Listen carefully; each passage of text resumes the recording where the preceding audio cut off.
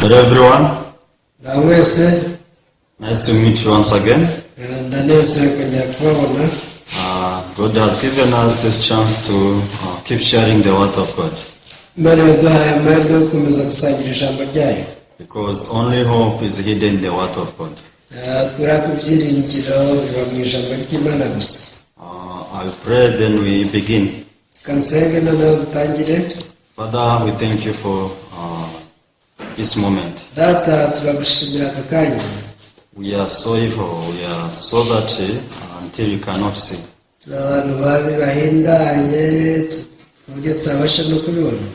So that's why we rely upon your judgment. Because based on your judgment, we can believe what is true. So many times we have been deceived by the devil to believe what we see with our own eyes. So, but this is the right moment to be on the side of the word of God. Father, you bless us through this sign. We pray everything in the name of Jesus. Amen. So we are sharing from the book of John chapter 2. So if you have Bible, you can open the book of John chapter 2 from verse 1. On the third day, there was a wedding in Cana of Galilee, and the mother of Jesus was there.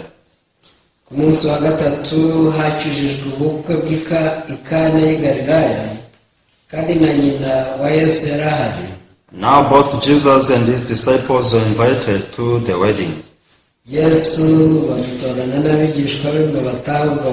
And when they ran out of wine, the mother of Jesus said to him, "They have no wine."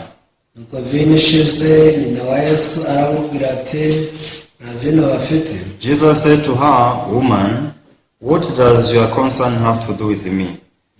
My hour has not yet come." His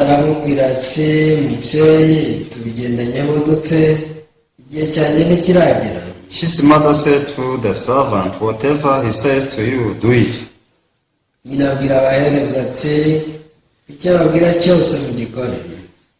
Now there were set there 6 water pots of stone, according to the manner of the purification of the Jews, containing 20 or 30 gallons of apiece. Ariho intama 6 zaremwe mu mabuye zashyiriweho kwiyeza nk'uko umugenzi w'Abayuda wari uri, intama yose irimo inshuro 2 cyangwa 3 z'amazi. Jesus said to them, "Fill the water pots with water," and they filled them up to the brim. Yesu arababwira ati, "Muzuze intango amazi." Barazuzuza bageza ku ngaro. And he said to them, "Draw some out now, and take it to the master of the feast." And they took it. Arababwira ati, "Nimudahe noneho mushyire umusangwa mukuru." Barayamushyira. When the master of the feast had tasted the water that was made wine, and he did not know where it came from, but the servants who had drawn the water knew, the master of the feast called the bridegroom. Umusangwa mukuru asogongeye amazi ahindutse vino, ntiyamenya aho iturutse, keretse babahereza badashya amazi nibo bari babizi. Umusangwa mukuru ahamagara umukwe.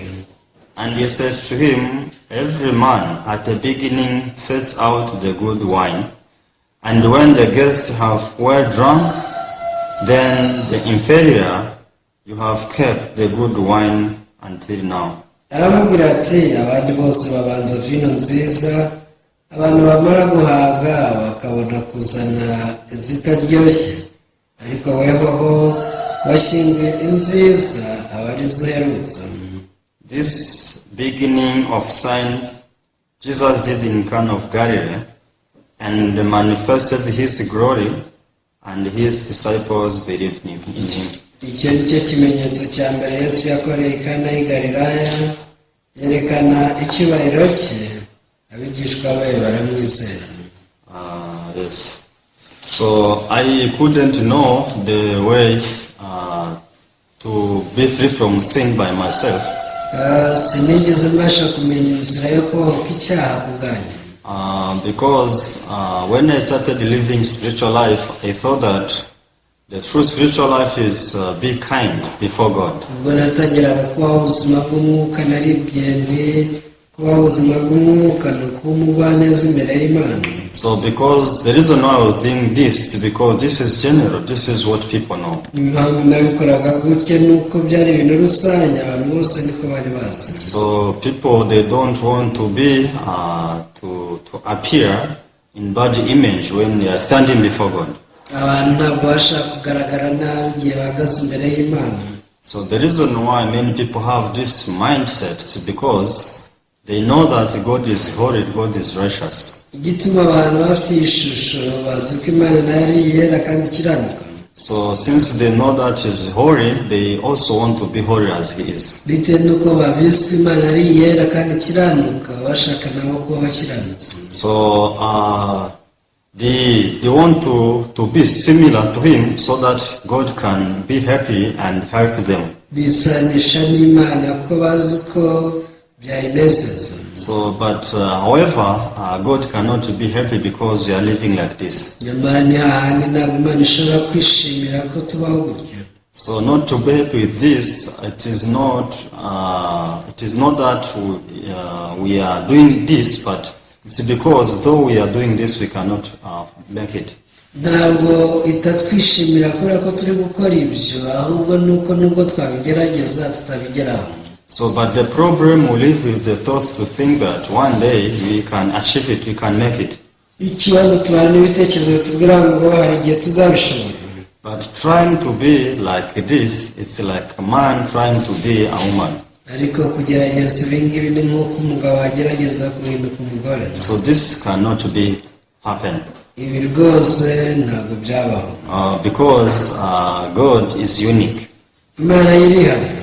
His holiness, His righteousness is unique. Kwera kwayo, gukiranuka kwayo irakwihariye. But people, they don't think that they are so much arrogant when they are trying to be holy as God is. Gusa abantu bagerageje kwisanisha n'Imana ntabwo batekereza ko ari ubwibone. So to God, this is so much arrogant. Ku Mana ni ukwibona cyane. But for people, they count it to be good. Ariko abantu babo ari ibintu byiza bari gukora. So even when people they are living like this, they blame those who are not living such kind of life. Iyo babonye bari kubaho gutya banenga batabaho gutya. So they started to look back in their life what they did.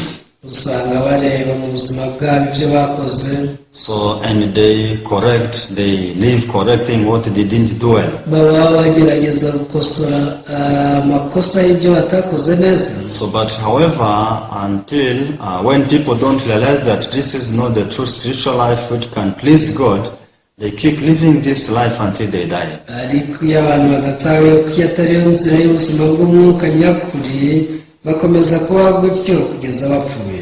But however, when we read the Bible, we can see that God does not teach spiritual life like this. Nyamara iyo dusomye Bibiliya tubona ko Imana itatwigisha ubuzima bw'umwuka buteye gutyo.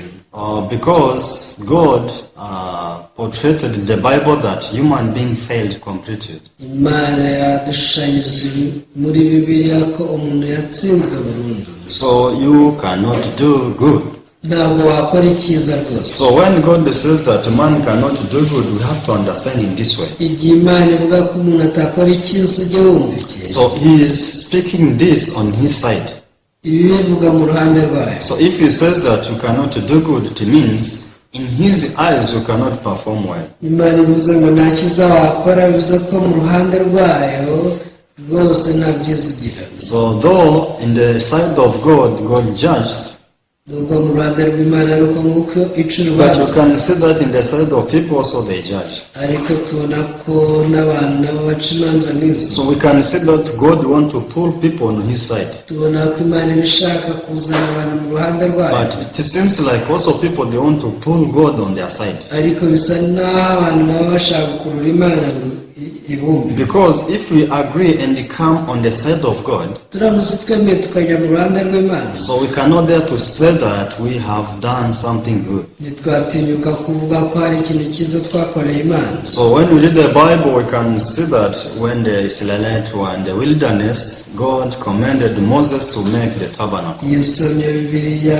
ubona ko Abisirayeli ubwo bari mu butayu, Imana yabategetse kubaka ubuturo bwera. So when he commanded him to make this tabernacle, he told him the length, everything, and the measure of the tabernacle how it will be. Ubwo yababwiraga kubaka ubuturo bwera, yabagiye ingero zose z'ibintu bagomba gukoresha uko byagomba gukorwa. So this was the place where they had to come to wash away their sins. Hari ahantu bagomba kuza kugira ngo ibyaha byabo byose, Because it was not everywhere people could come and wash their sins. si abantu bose bozwaga ibyaha byabo.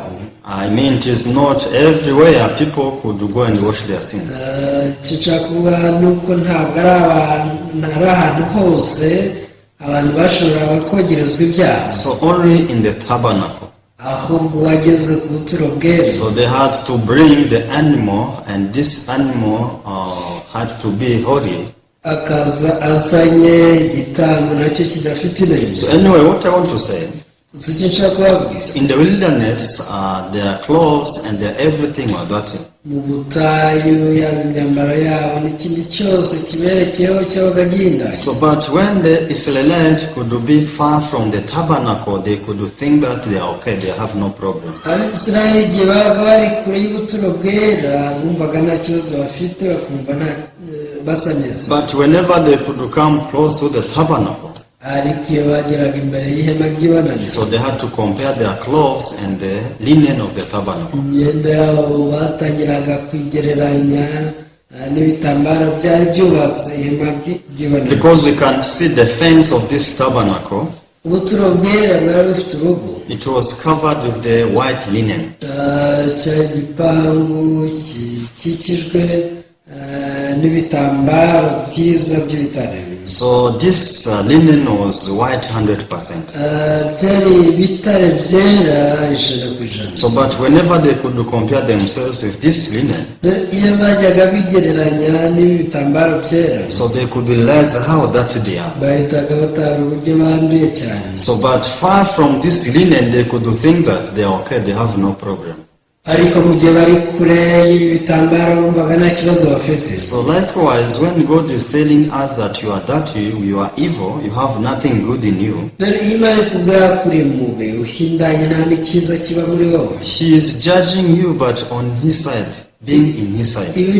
igucira urwo rubanza ariko mu ruhande rwayo. So but when you are far from God, you also judge yourself. gusa iyo uri kure y'Imana nawe wicira urubanza. So when you are judging yourself, you calculate what you did. iyo wicira urubanza utangira kubara ibyo wakoze. Oh, I did this, I did that. Do you think this is bad? ukavuga uti se ko nakoze iki na kiri, utekereza ko ibyo ari bibi. So I always have compassion to the people who are helpless. buri gihe abantu bose batishoboye mbagirira impuhwe. So do you think it's bad? ese ubwo ibyo uravuga ko ari bibi? So I always confess my sins before God. buri gihe natura Imana ibyaha byanjye. So whenever I go to church, I go with tithe. igihe cyose ngiye mu rusengero nitwaza icya cumi. So anyway, people they calculate what good they did in their lives. usanga abantu bagenda babara ibintu bakoze byiza mu buzima. So but if we stop those kind of things and approach God and come on the side of God, ariko ibyo byose tubishyize ku ruhande tukaza mu ruhande rw'Imana,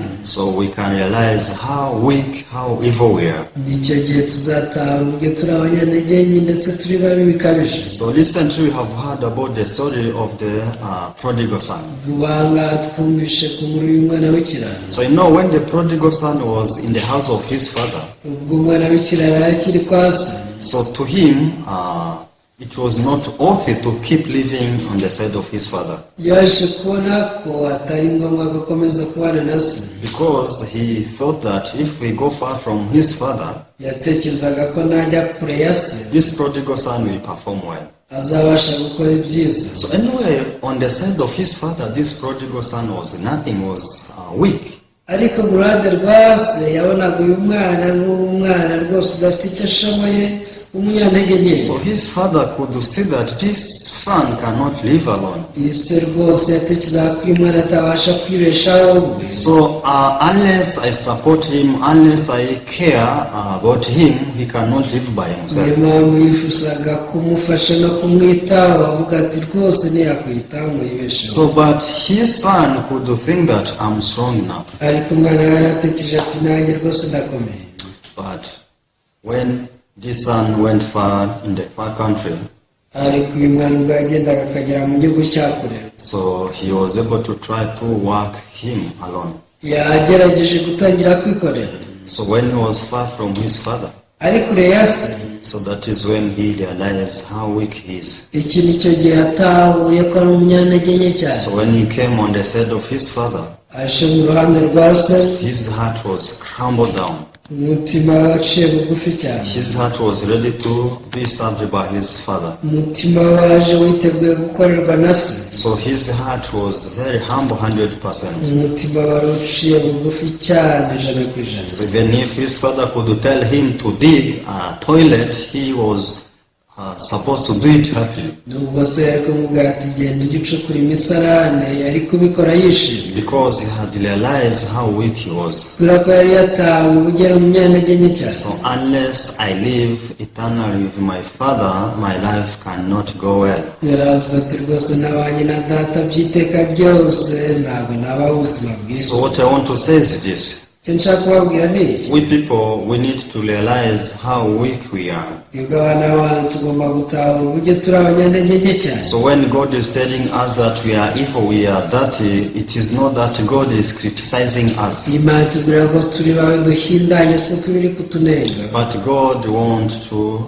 show us that we need Him in each and every moment. ahubwo bishaka kutwereka ko tuyikeneye buri kanya kose. So this is what God wants us to realize. iki ni cyo imana ishaka ko So dutaha. when I read this chapter 2 of the book of John, ubwo nasomaga yohana igice cya kabiri, so I could see that these people, they organized this feast very well. nabonye ko abantu bari bateguye ubukwe neza cyane, So they prepared everything. ibintu byose bari babyiteguye. But suddenly the wine was over. ariko baje gutungurwa n'uko vino yabashije. So in the middle of this joy, the wine vanished. mu gihe bari bafite ibyishimo bigezemo hagati byarashize. So these people, they didn't know what they could do. ntibari bazi icyo bakora.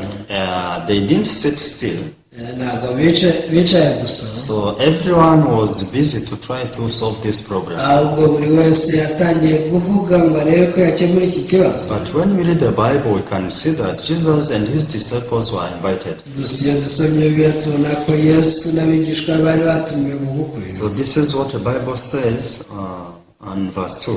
umurongo wa kabiri niko birivuga: Now both Jesus and his disciples were invited to the wedding. yesu bamutorana n'abigishwa be ngo batahe ubwo bukwe. So now we can see that even though they are being undergoing this problem, even Jesus is there. ubu nubwo bari guhura n'iki kibazo, yesu yicaye aho ngaho. So they are doing everything possible so that this problem can be solved. barimo bakora ibishoboka byose ngo bakemure iki kibazo, But they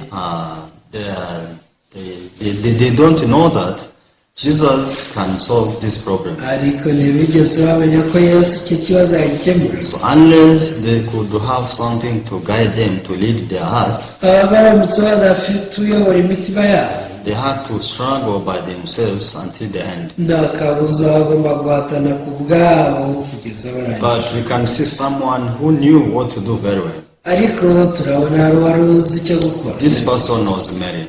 wari ubizi ni Mary, Mariya. who is the mother of Jesus. mariya ariwe nyina wa yesu. So he started the conversation. yatangiye kubaganiriza. Jesus, they have no wine. yabwiye Yesu ati Yesu dore aba nta vino bafite. So, but Jesus was not ready to do something this way. Ariko Yesu ntiyari yiteguye kugira icyo akorera muri ubwo bukwe. So, because people, they are still in the position to solve the problem by themselves. kubera ko bari bakiri mu mwanya wo kwikemurira ibibazo. So, Jesus could see the position of the hearts of these people. Yesu yitegereje imitima y'aba bantu. So anyway, Mary, he had to be on the side, come on the side of Jesus and the side of these people. Gusa Mariya yagombaga kujya hagati, agaragara mu ruhande rwa Yesu akajya no ku ruhande rw'abantu. So the reason Mary was doing like this because he knew the ability, the capacity of Jesus Christ. Icyatumye Mariya akora ibyo byose ni uko yari azi ubushobozi bwa Yesu. Even him was asking himself why people they have to struggle in this way. Nawe yarimo yibaza ati se ni ukubera icyo abantu bahangayika bene aka kageni. So to solve the matter, he had to tell them that whatever it tells you, please do it. Kugira ngo ikibazo gikemuke yagombaga kubabwira ati Yesu cyababwira cyose aba ari cyo mukora. So why?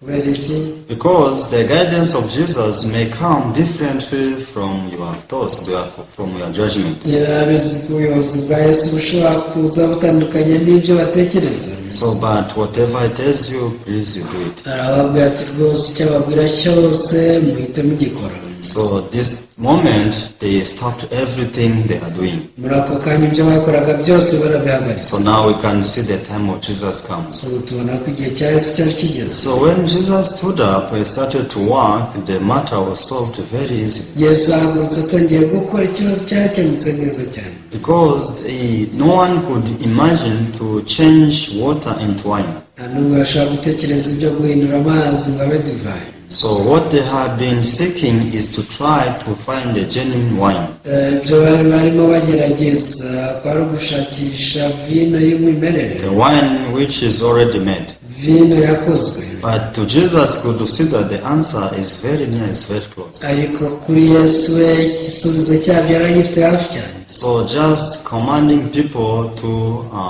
fill this pot with water. So this was enough, this water, to make people's hearts joyful. So, but we can see that the matter was the choice to do it or not. So whether they do what is commanding them or reject it. So if you fill this pot with water, this is wine. So this was the view of Jesus. So these people, they had to have one heart with him. So Mary told us whatever he tells us, we do it. So they remembered the voice of Mary and they did according to the guidance of Jesus. So when they did it, they were able to find the wine. So we could see that the feast was able to continue. So we can see that many times we struggle by ourselves to solve the matter in our lives.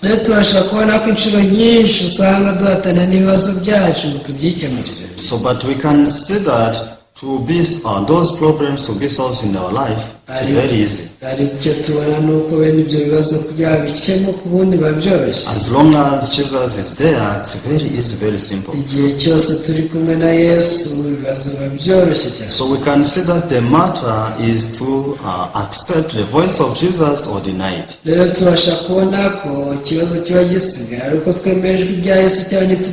So even me, I was like these people who are struggling to find the wine. I lived a long time trying to solve the matter of sin. But I came to realize that Jesus was sent to solve that problem. Because when you read the book of John chapter 10 verse 10, so in this verse, Bible says, the thief does not come except to steal and to kill and do destroy. I have come that they may have life and that they may have it more abundantly. Yohana ibice 10:10, umujura ntazanwa n'ikindi keretse kwiba no kwica no kurimbura, ariko njyeweho nazanywe no kugira ngo zibone ubugingo ndetse ngo zibone bwinshi. Yes, why Jesus came in this world? Kuki Yesu yaje mu isi?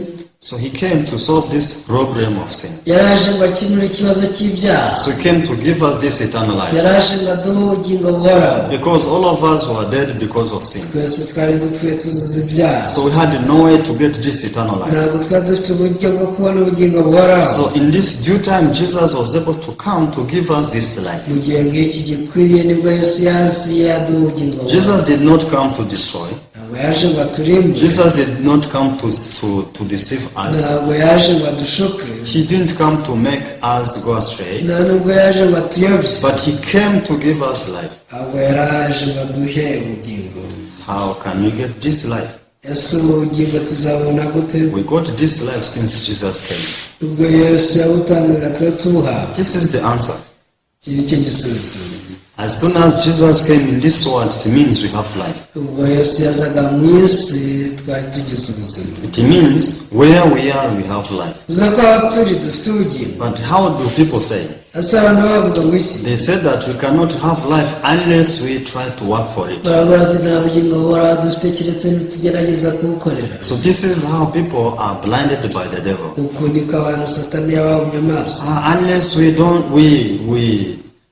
work very hard, we cannot get this eternal life. Kereka nidukora cyane naho ubundi ntituzabona ubugingo buhoraho. But what does Bible says? Asa birayivuga ngo iki? Bible says Jesus came so that we can have life. Yo ngo naraje, Yesu yaraje kugira ngo abantu babone ubugingo. Not few, but much. Benshi babone ubugingo. Because here Bible is saying, I have come that they may have life and that they may have it more abundantly. Biravuga ngo njye nazanywe no kugira ngo zibone ubugingo ndetse zibone ubugingo bwinshi. So it means the presence of Jesus, that is life. Kubaho kwa Yesu ni ubugingo. So actually, if we believe in God according to the Bible, ubundi turamutse twizeye Yesu biciye kuri Bibiliya, I have life and you have life. mfite ubuzima nawe afite ubundi. So why do you have life? Ndetse tufite ubuzima. You have life because Jesus came in this world. Nuko Yesu yaje muri iyi si. It's very simple. Biroroshye. But Satan tries to use our thoughts to complicate things. Satani agerageza gukoresha ibitekerezo byacu ngo tunanize. So you see, where Jesus was sitting in this wedding of Cana of Galilee, there was solution.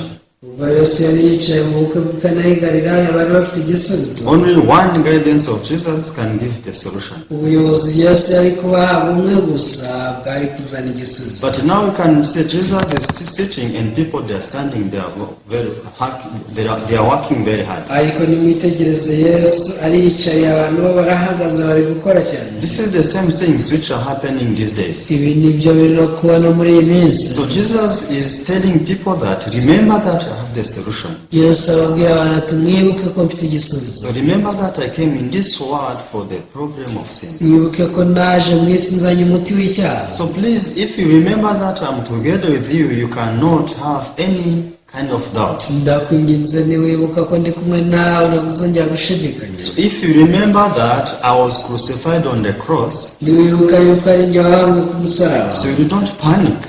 ntuzongera kugira ikibazo. You will have the peace of mind. Uzahita ugira amahoro mu mutima wawe. So but we have to know that though God is working, also the devil is working. Ariko mujye mwibuka ko nubwo Imana ikora, Satani But akora. knowing that the devil is working is not enough. Gusa kumenya ko Satani akora ntibihagije. We also have to know how the devil is working. Tugomba no kumenya uburyo Satani akora. So the devil is working in the way where we cannot see and we cannot think based on our thoughts. Satani abakora ku kigero tutabasha kubitekereza mu bitekerezo byacu. So what we have to understand is this. rero icyo tugomba kumva ni iki. So all of us were dead because of sin. twese twari dupfuye tuzize ibicumuro byacu. So no one could defeat the death by ourselves. nta muntu washaka kunesha urupfu. So because of this, God decided to send Jesus in this world. ibi byatumye Imana ihitamo kohereza Yesu mu isi. So to God, it was enough for Jesus to come in this world. ku Mana byari bihagije kuba Yesu yaraje mu isi. So there is nothing man could do to help Jesus to wash the sins of the world. nta kintu rwose umuntu yari gukora ngo afashe Yesu koza ibyaha. So to God, the coming of Jesus in this world, this was eternal life for all. ahubwo kuza mu isi kwa Yesu byari ubugingo buhoraho buhawe abantu bose. So Jesus didn't refuse because he submitted himself to God. Yesu nawe ntiyabyanze ahubwo yihaye Imana. So he came and he shed his blood through his death. yaraje binyuze mu rupfu rwe amena amaraso. So after shedding his blood, amaze kumena amaraso ye, so he did according to the heart of God. yakoze ibyo Imana yashakaga. It means the heart of God was satisfied with this act of Jesus. bivuze ko igikorwa Yesu yakoze cyanyuze Imana. So if God was satisfied, if his heart was satisfied, none nimba Imana yaranyuzwe mu mutima wayo, so it means everyone in the eyes of God has no sin.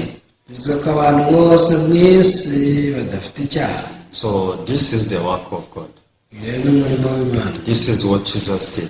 iki ni nacyo Yesu yakoze. So what we have to do, icyo tugomba gukora it is the matter of choice. ni uguhitamo. So if you understand and receive what Jesus did, or if you keep working by yourself, uramutse wumvisha ukakira n'ibyo Yesu yakoze, ni uguhitamo kwawe, cyangwa se ugahitamo gukomeza kwikorera. but those who keep struggling by themselves, gusa bakomeza guhatana ku bwabo, so it's because they want to believe in God according to their thoughts. nuko bashaka kwizera Imana bagendeye ku bitekerezo byabo. Because if you try to analyze the works of Jesus with your thoughts, you cannot understand. ugerageje kumvisha imirimo y'Imana n'ubwenge bwawe ntabwo wabyumva. So because these people who filled this spot in the Cana of Galilee, aba bose bujuje intango ubukwe bw'i Kana y'i Galilaya. so filling the pots, this was very easy.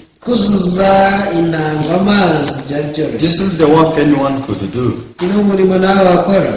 But to say that you draw this water and give to the mass of the feast, this was not understandable. ariko kubwirwa ngo noneho nimudahe amazi mushyire umusaruro mukuru byari ibintu So bitumvikana. logically, no one could do it.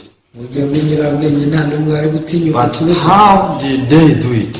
ase byagenze gute kugira babikore? So to do it was to forsake and to deny their thoughts. ibi babikoze babanje kujugunya ibitekerezo byabo no kureka imyumvire yabo. So they didn't do it because they understood. ntabwo babikoze kuko bumva ibyo barimo, So they did it because it was the word of Jesus, guidance of Jesus. ahubwo babikoze kubera ko ryari ijambo n'ubuyobozi wahawe na Yesu. I don't understand.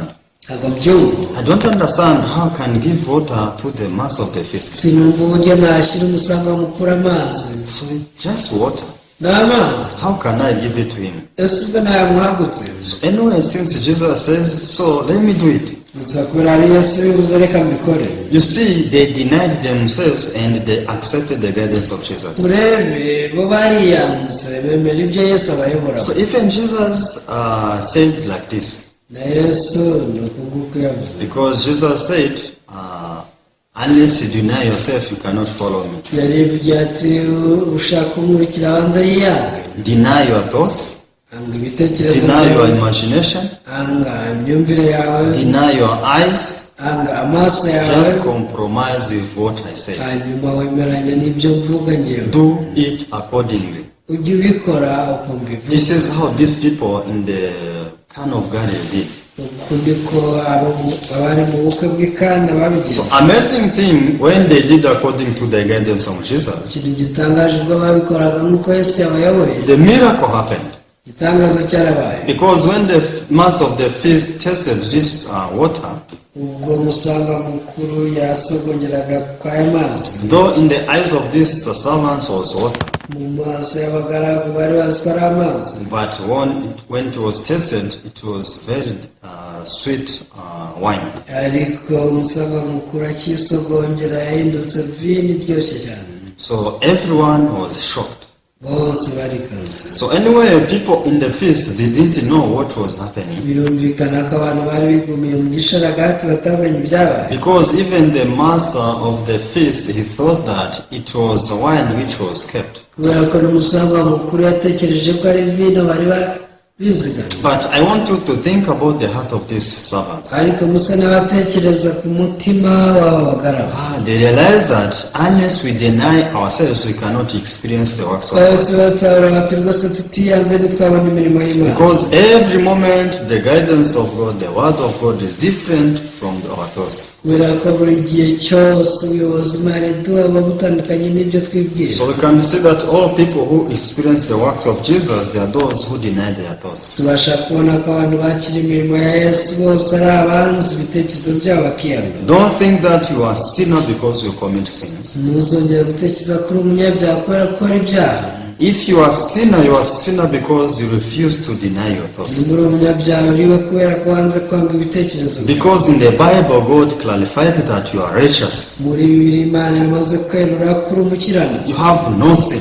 nta cyaha ufite. This is what the Bible says. iki ni cyo Bibiliya ivuga. This is how it is in the heart of God. uku niko bimeze neza mu mutima But wawe. you still insist on your thoughts to say that I'm a sinner. ariko uracyatsimbarara ukabwira Imana ngo ndi umunyabyaha. Even I commit sin every day. uti buri munsi muri ibyaha. If so, how can I say that I have no sin before God? ese ubwo nzahangara kuvuga ko nta cyaha mfite imbere y'Imana gute? Yes, it is understandable. You commit sin every day. ibyo birumvikana, ukora ibyaha buri munsi. But what does Bible says? What does God says? ese Bibiliya ibivugaho iki? You are righteous. Imana yabangura umukiranutsi. Whose judgment is greater than? n'urwo urubanza rukuru n'uruhe? Your judgment of the judgment or the judgment of God? ese ni urubanza nsha cyangwa n'urw'Imana? My judgment is nothing, it's useless. urubanza nsha ntacyo ruvuze, But the judgment of God is more greater than mine. ariko iby'Imana ivuga urubanza rwayo ruruta cyane urwanjye. Please don't insist on what you say. ndabinginze ntimugatsimbaraye ku byo mubona, Don't insist on your thoughts. ntimugatsimbaraye ku bitekerezo byanyu. So go back in the Bible and you see what God says about you. ujye usubira muri Bibiliya urebe icyo Bibiliya ivuga. So if you find that the Bible says that you are a sinner, nubona Bibiliya ivuga ko uri umunyabyaha, so if you see that the Bible says even though Jesus died for your sins, still you are a sinner, nubona ahantu Bibiliya ivuga ngo nubwo Yesu yapfiriye ibyaha byawe n'ihandi uracyari umunyabyaha, please you believe so. ndakwinginze uzakomeze wizere ibintu nk'ibyo ngibyo. It means your thoughts are right. bivuze ko ibitekerezo byawe bizaba But bihuje. if you find that the Bible says you are righteous, ariko dusanga biri kubwira ko uri umukiranutsi, Jesus was crucified for your sins. biri kubwira ngo Yesu yabambiwe ibyaha So byawe. because of that, you have no sin in the eyes of God. kubera iyo mpamvu nta cyaha ufite mu maso y'Imana. So you believe the judgment of the Bible.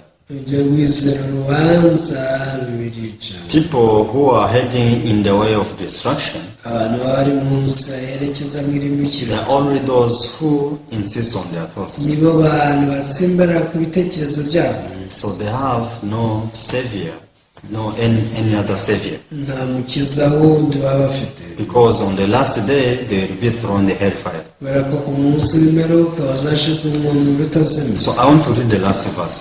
reka nsome umurongo umwe The last verse in the book is in the book of Hebrews. mu gitabo cy'Abaheburayo, Hebrews chapter 10 verse 17 and 18.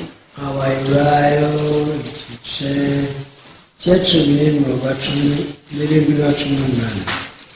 So Bible says, then he adds, their sins and their lawless deeds I will remember no more. Abaheburayo igice cya 10 umurongo waho wa 17 arongera ati ibyaha byawe n'ubugome bwawe sinzabyibuka ukundi. Verse 18 says, now where there is remission of this, there is no longer an offering for sin.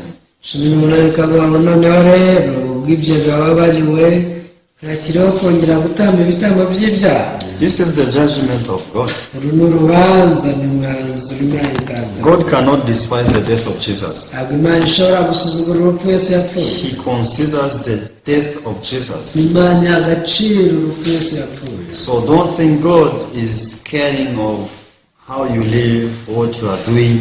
ntugatekereze ko ibyo Imana iha agaciro ari ibyaha byawe kubaho. What God wants first is to unite His heart and yours. icyo Imana ishaka ni uko umutima wabanza guhuzwa n'uwayo. After then, it is not your task. nyuma yaho nta kazi kawe gahari. God will purify your life. Imana izatunganya n'ubuzima bwawe. You don't need to struggle.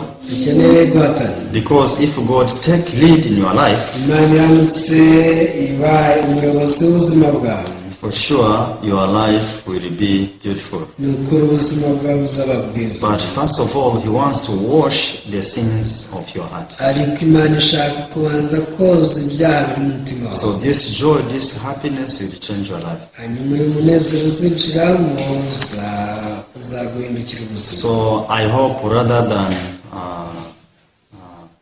I hope we compromise with the judgment of God rather than our thoughts. niringiye ko twakwemeranya n'ibyo Imana yanzuye kuruta ibyo dutekereza. So I pray. Ndasenga. Father, we thank you. Data turagushimira. We thank you because you sent Jesus to redeem us. turagushimira ko waje Yesu kugira ngo aducungure. So there is the judgment you made, but there is also our thoughts. hari urubanza n'imyanzuro uca cyangwa utanga, hakaba n'ibyo dutekereza. So because of the deceit of Satan, we want to be one with our thoughts. kubera ibishuko bya Satani dushaka kuba umwe n'ibyo twibwira. But when we see, we could see that all people who follow their thoughts, they perished. ariko iyo twitegereje tubona abantu bose bakurikiye ibitekerezo byabo bararimbutse. But people who denied their thoughts and follow the word of God, the judgment of God, they were all saved. ariko abantu biyanze bakajugunya ibitekerezo byabo bakakira ijambo rya bose barakize. So I'm sure that the man with infirmity for 38 years was supposed to sleep and to lie down until he died. nizera ko umuntu wari umuranye uburwayi imyaka 38 yagombaga kuryama aho mpaka apfuye. But when he heard the voice of Jesus, he denied his thoughts, he denied what he saw, and he followed the voice of Jesus. ariko ubwo yumvaga ijwi rya Yesu yariyanze, ariko ibyo yibwiraga byose akurikira ijwi rya Yesu. Rise, take up your bed and walk. aravuga ati haguruka wikorere ubwawe utahe. So this was completely different from what he experienced within 38 years. ibi byari bitandukanye cyane n'ibyo yari yarabonye mu myaka 38 yari amaze. But he denied his experience. ariko yashyize hasi He ubunararibonye. denied his eyes, his thoughts. amaso ye n'intekerezo bye byose yabishyize hasi. So now the voice of Jesus became so precious to him. ni ku ijwi rya Yesu ryamuhindukiye umugisha. So through this he was able to see the miracle. binyuze muri iki yabonye igitangaza. So likewise we want to perform many miracles in our life. nguko nguko ushaka gukora ibitangaza byinshi mu buzima But bwacu. we could see that always the obstacle is our experience or thoughts. ariko twagiye tubona ko buri gihe tubangamirwa n'ibitekerezo byacu bikaduhagarika. But Father, you teach us how we can deny, how we can despise our thoughts ariko data twigisha uko twasuzugura intekerezo zacu and come on the side of your judgment. tujye mu ruhande rw'urubanza uca. We pray all in the name of Jesus. ibi byose tubisenze mu izina rya Yesu. Amen. amen. Thank you so much. See you next time. murakoze cyane nawe utaha.